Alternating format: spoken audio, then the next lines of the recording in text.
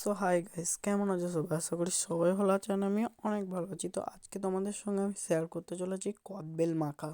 তো দেখো, কদবেল মাখা বানাবার জন্য প্রথমে একটা কদবেল নিয়ে নিয়েছি, আর এটাকে স্ক্রু ড্রাইভারে করে ভালো করে মুখের দিকটা ফুটো করে নিয়েছি।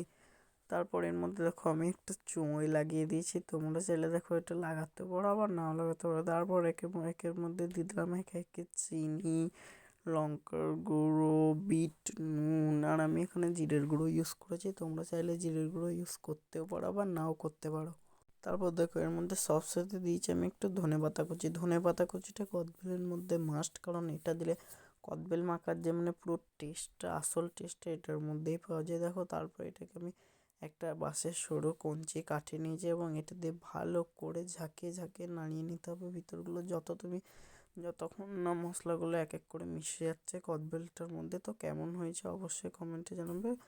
ভালো লাগলে লাইক কমেন্ট শেয়ার করে পাশে থাকবে। দেখা হচ্ছে পরের ভিডিওতে। ততক্ষণের জন্য আমার চ্যানেল থেকে বাই।